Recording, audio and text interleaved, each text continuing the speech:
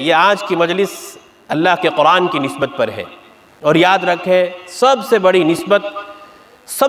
نسبت اگر کسی ایک ایمان والے کے لیے ہو سکتی ہے تو وہ اللہ کے قرآن کی نسبت ہے۔ اس میں کوئی دو رائے اور کسی کو شک اور شبہ نہیں ہونا چاہیے۔ لیکن المیہ ہے، لمحہ فکریہ ہے، یہ بات میں آپ کے سامنے جو کہہ رہا ہوں یہ لمحہ فکریہ ہے کہ آج ہمارا اللہ کے قرآن سے جو ربط ہے، اللہ کے قرآن سے ہمارا جو تعلق ہے، وہ صرف اور صرف برائے نام ہے۔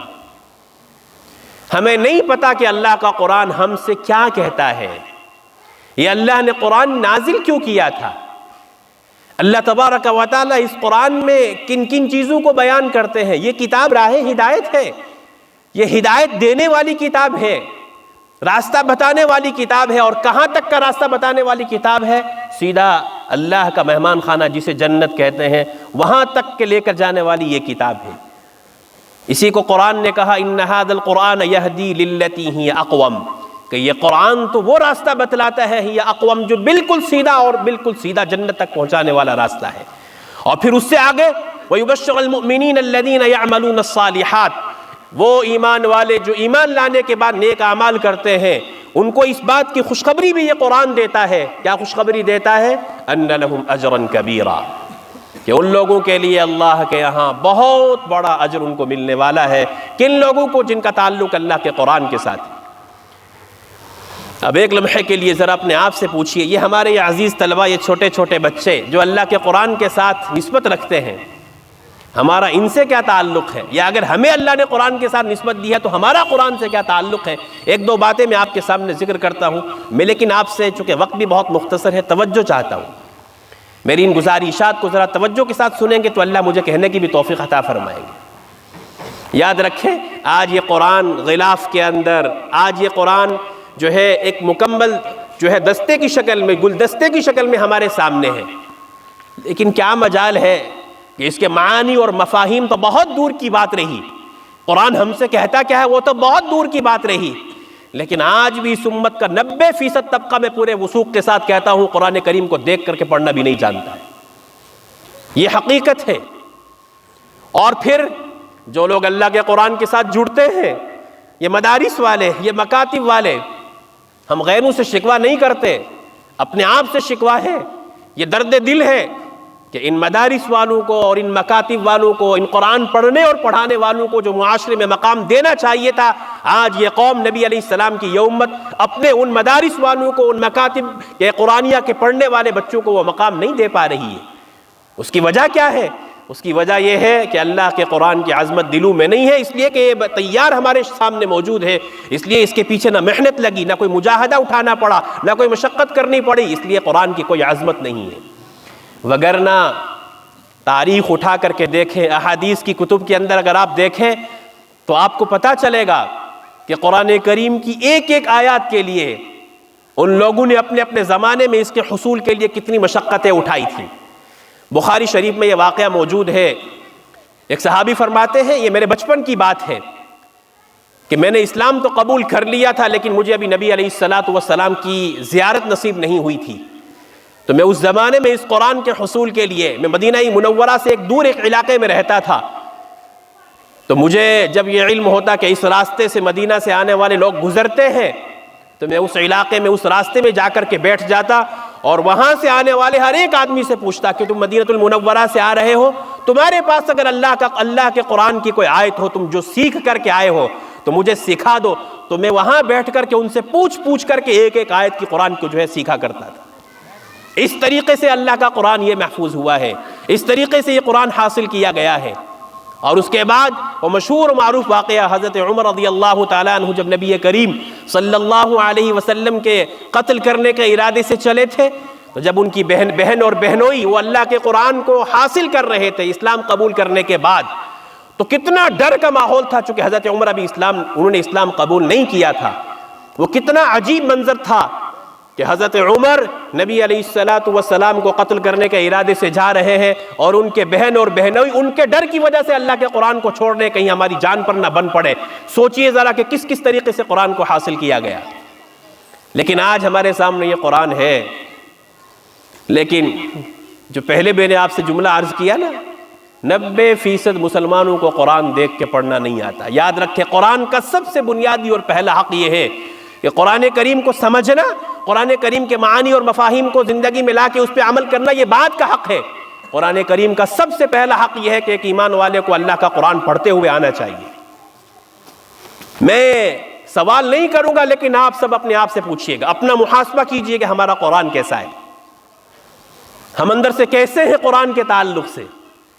قرآن پڑھنے کے اعتبار سے ہم کیسے ہیں۔ آپ سب یہ کہیں گے، اگر اپنے آپ میں پوچھیں اور کسی کے سامنے پڑھ کر کے سنائیں تو آپ کو اس کا احساس ہوگا کہ قرآن کریم، اتنا قرآن کریم کہ جس سے ہماری نماز بھی درست ہو، آج بھی اتنی تعداد میں، مقدار میں لوگ ہیں جن کو اتنا بھی قرآن نہیں آتا جو قرآن جو ہے جس سے ان کی نماز درست ہو سکے۔ تو پھر کیا خیال ہے جن کو قرآن دیکھ کے پڑھنا نہ آئے، ان کے بارے میں کیا خیال ہے آپ کا کہ وہ قرآن کریم کے معانی اور مفاہیم پر عمل کریں گے؟ یاد رکھیں، آج اس امت محمدیہ کی ساری ذلت، جو کچھ بھی ہمارے اوپر حالات ہیں، پریشانیاں ہیں، جتنی بھی مصائب ہیں، اس کی سب سے بڑی وجہ یہ ہے کہ ہمارا تعلق نہ اللہ کی ذات سے ہے اور نہ اللہ کے قرآن سے ہے۔ اس میں کوئی دو رائے نہیں ہے۔ ہاں، نہ ظاہر کے اعتبار سے ہمارا اسلام کے اعتبار سے ہے، اللہ کے قرآن کے اعتبار سے ہے، اور نہ ہمارا باطن اللہ کے قرآن کے اعتبار سے ہے، جس کی وجہ سے صرف اور صرف ذلت ہمارا مقدر بنی ہوئی ہے۔ اور افسوس تو جب ہوتا ہے جب افسوس بڑھ جاتا ہے کہ نبی علیہ السلام ہی کی یہ امت، نبی علیہ السلام کے ماننے والی یہ امت قرآن کریم پڑھنے والے ان بچوں کو حقیر سمجھتی ہے، قرآن کریم کی خدمت کرنے والوں کو کوئی مقام اور مرتبہ نہیں دیتی۔ یاد رکھے، دو باتوں میں سے ایک بات ماننی پڑے گی، یا تو اللہ کے نبی صلی اللہ علیہ وسلم کے اس فرمان کو ذہن میں رکھتے ہوئے اس بات کو ماننے کے لیے مجبور ہو جاؤ کہ روئے زمین پر اگر سب سے زیادہ اللہ کے نزدیک کوئی معزز مخلوق ہے تو وہ مخلوق ہے جو اللہ کے قرآن سے جڑی ہوئی ہے، جو اللہ کے قرآن کو پڑھتی اور پڑھاتی ہے۔ کیوں؟ میں نہیں کہہ رہا ہوں، آقا صلی اللہ علیہ وسلم کا فرمان ہے، خیرکم من تعلم القرآن وعلمہ۔ اللہ کے نبی صلی اللہ علیہ وسلم کا فرمان ہے، تم میں سب سے بہتر وہ ہے، تم میں سب سے بہتر وہ ہے کہ جو قرآن کو پڑھے اور قرآن کو پڑھائے، قرآن کو سیکھے اور قرآن کو سکھائے۔ تو پھر جب اللہ کے نبی صلی اللہ علیہ وسلم یہ فرما رہے ہیں کہ تم میں سب سے بہتر وہ ہے، تو پھر فیصلہ کیجئے، غور بھی کیجئے اور اپنے آپ کا محاسبہ کیجئے۔ اور میں تو دعوت فکر اپنے آپ کو بھی دیتا ہوں، اور اپنے وہ علماء اور وہ حفاظ جو قرآن کریم کی تعلیم دیتے ہیں، جو احساس کمتری کا شکار رہتے ہیں، جو قرآن پڑھ کر کے، قرآن پڑھا کر کے ہمیشہ شکوے اور شکایات کرتے ہیں کہ ہماری زندگیاں تو ایسے ہی چلی گئیں، ہم نے کیا کیا ہی زندگی ساری صرف قرآن ہی تو پڑھتے اور پڑھاتے رہے۔ تو معاملہ یہاں پر بھی ہے کہ قرآن پڑھنے اور پڑھانے والے بھی اپنی قدر و منزلت کو نہ سمجھ سکے، جس کے اثرات عوام پر پڑے کہ عوام بھی یہ سمجھتی ہے کہ اس کا کوئی درجہ نہیں ہے، یہ کوئی مخلوق نہیں ہے، بس ان کو چندے دیتے رہو، بس ان کو چلاتے رہو، قرآن ان سے پڑھواتے رہو، نظر و نیاز کرواتے رہو۔ یاد رکھے، قرآن اس کے لیے نہیں تھا۔ قرآن تو اس لیے دیا گیا تھا کہ قرآن کو لے کر کے یہ سارے روئے زمین پر جو ہے نا حکمرانی کرنے والے ہوں۔ اللہ کا قرآن تو اس لیے تھا۔ تو ہم بھی اپنے اندر یہ احساس کمتری اس کا شکار نہ ہو، بلکہ اس سے باہر نکلے اور اپنے آپ کو یہ بتائیں اور یہ یقین اپنے اندر پیدا کریں کہ چونکہ میرے آقا صلی اللہ علیہ وسلم کا فرمان ہے، دنیا اگر ہمیں عزت نہیں دیتی تو کوئی مسئلہ نہیں ہے، کم سے کم ہمیں اس بات کا تو احساس اور یقین ہونا چاہیے نا کہ جب ہم اللہ کے قرآن کو پڑھا رہے ہیں، ہاں اگر خلوص کے ساتھ ہوگا۔ پھر یہاں وہی بات آ گئی، اسی لیے حضرت شیخ زکریا رحمۃ اللہ علیہ فرمایا کرتے تھے، ایک آدمی اگر بخاری شریف پڑھاتا ہے اور اس کے اندر خلوص نہیں ہے، اللہ کے ہاں اس کا بخاری پڑھانا کوئی قبول نہیں۔ اور ایک آدمی اگر نورانی قاعدہ مکتب میں بچوں کو پڑھاتا ہے لیکن خلوص کے ساتھ پڑھاتا ہے تو اللہ کے ہاں اس کے لیے وہی قابل قبول ہوگا۔ ہاں، یہ حقیقت ہے۔ تو ہم پڑھنے والے نورانی قاعدہ، اور شیخ یہ بھی فرمایا کرتے تھے کہ مجھے تو کبھی کبھی رشک بھی آتا ہے ان حفاظ پر جو بیچارے ان مکاتب میں بیٹھ کے نورانی قاعدہ پڑھاتے ہیں۔ ایک آدمی بخاری پڑھائے اور ایک آدمی نورانی قاعدہ پڑھائے، ڈائریکٹ بخاری پڑھانے والا اپنی صلاحیتوں کی بنیاد پہ پڑھا سکتا ہے، اس کا بھی اپنی جگہ بہت بڑا مقام ہے، لیکن یہ نورانی قاعدہ پڑھا کر کے جو بچے تیار کر کے اوپر بھیجے گا تو جتنا یہ علم سیکھیں گے وہ نورانی قاعدہ پڑھانے والے کے استاذ کے نامہ اعمال میں اس کا ثواب لکھا جائے گا۔ اس لیے اگر اللہ کے نبی علیہ السلام کی باتوں پر یقین ہے، اگر اللہ کے نبی صلی اللہ علیہ وسلم کو ہم نبی برحق مانتے ہیں، نبی آخر الزماں مانتے ہیں اور ہمارا یقین ہے، کہنے کی حد تک تو ہم سبھی کہتے ہیں نا کہ ہمارا یہ یقین ہے کہ نبی علیہ الصلوۃ والسلام کی زبان مبارک سے نکلی ہوئی ساری کی ساری باتیں حق ہے، سچ ہے۔ کبھی کبھی ہم یہ بھی کہتے ہیں کہ سورج اگر نکلا ہوا کہے، کوئی کہے کہ نہیں نکلا ہوا، ہم مان سکتے ہیں، لیکن کوئی یہ کہے نبی علیہ الصلوۃ والسلام کا نعوذ باللہ یہ فرمان غلط ہے، تو ہم نہیں مان سکتے۔ ہمارا ایمان ہے سب کچھ غلط ہو سکتا ہے، سب نظام غلط ہو سکتے ہیں، لیکن نبی علیہ السلام کا فرمان غلط نہیں ہو سکتا۔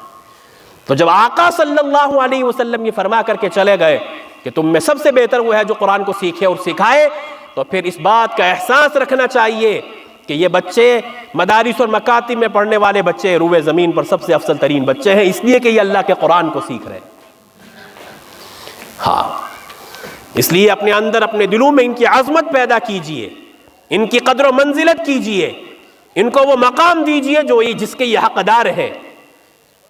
اور اس کے بعد دوسرا پہلو یہ ہے کہ بہت ساروں کے ذہنوں میں یہ بات چلتی ہے اللہ کے قرآن کے حوالے سے، کہتے ہوئے بھی سنا گیا ہے،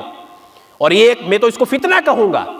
بہت سارے یہ لوگ فتنہ چلایا کرتے ہیں، فتنے کے طور پہ ان باتوں کو پھیلاتے ہیں۔ بھئی قرآن تو اس کے معنی اور مفاہیم پر عمل کرنے کے لیے ہے، یہ ظاہر میں رٹ لینے سے قرآن سے کیا فائدہ؟ کوئی ایک آدمی دیکھ کر کے قرآن پڑھے، قرآن کو محفوظ کر لے، قرآن پڑھنے کے لیے نہیں ہے، ایک طریقے سے وہ یہ کہنا چاہتے ہیں اور کہتے ہیں کہ قرآن پڑھنے سے کوئی فائدہ نہیں ہے، یعنی قرآن کی تلاوت پر آپ کو کچھ نہیں ملنے والا ہے، قرآن پڑھنے کے لیے نہیں ہے بلکہ یہ سمجھ کر زندگی میں لانے کے لیے ہے۔ یاد رکھیں یہ بھی ایک بہت بڑا دھوکہ ہے موجودہ زمانے کا، یہ اللہ کے قرآن سے کاٹنے کی سازش، اس میں کوئی دو رائے نہیں ہے، اس میں کوئی دو رائے نہیں ہے۔ قرآن کریم کا سب سے اولین حق تو یہی ہے، اصل حق یہی ہے کہ قرآن کریم ہم سے جو کچھ کہتا ہے وہ ہماری زندگی میں آئے، ہم سمجھے کہ ہمارا قرآن ہم سے کیا کہتا ہے، اللہ ہم سے کس موقع پہ کیا فرما رہے ہیں، اس میں کوئی دو رائے نہیں۔ لیکن یاد رکھیں اس کا پہلا حق تو بہرحال قرآن کریم کی تلاوت ہی ہے۔ اگر قرآن کریم کی تلاوت کرنے پر بغیر سمجھے ہوئے پڑھنا ان لوگوں کے نزدیک لغو اور بیکار ہے، تو پھر اللہ کے نبی صلی اللہ علیہ وسلم کے اس جملے کا، اس حدیث پاک کا کیا مطلب ہے؟ عبداللہ بن مسعود جس کے راوی ہیں، اللہ کے نبی صلی اللہ علیہ وسلم نے فرمایا من قرأ حرفا من کتاب اللہ فلہ بہ حسنہ، کہ جس نے اللہ کی کتاب کا ایک حرف پڑھا اس کو ایک نیکی ملے گی، والحسنۃ بعشر امثالها، اور ایک نیکی وہ 10 نیکیوں کے برابر ہے۔ لا اقول الف لام میم حرف، نبی علیہ السلام نے اس کو سمجھاتے ہوئے فرمایا میں ایسا نہیں کہتا کہ الف لام میم ایک حرف ہے، ولکن الف حرف ولام حرف ومیم حرف، الف لام میم میں الف الگ حرف ہے، لام الگ حرف ہے اور میم الگ حرف ہے، یعنی الف لام میم کے پڑھنے پر ایک ایمان والے کو 30 نیکیاں ملتی ہیں۔ تو اندازہ لگائیے کہ قرآن کریم کے پڑھنے کے اوپر بھی ایک ایک لفظ پر 10 نیکیاں ملتی ہیں۔ تو لہٰذا اس پہلو پر بھی غور کیجئے کہ ہمارا قرآن سے تعلق پڑھنے کے اعتبار سے بھی ہو۔ ہمارے ہاں قرآن رکھے جاتے ہیں، وہ رکھے قرآن ہماری الماریوں پر ان پر دھول جم جاتی ہے۔ قرآن ہم نے اس لیے رکھا ہے کسی کے مرنے پر قرآن پڑھ لیتے ہیں، قرآن اس لیے رکھا ہے کہ بھئی کسی کی بیٹی کی شادی ہوگی، قرآن اوپر رکھیں گے، نیچے سے اس کو گزار دیں گے۔ نہیں، یہ قرآن ان کاموں کے لیے نہیں ہے، یہ قرآن اس کے لیے نہیں ہے۔ قرآن تو اس کے لیے ہے کہ اس کو پڑھو اور پڑھ کر کے دیکھو کہ اللہ کا قرآن آپ سے کیا کہتا ہے۔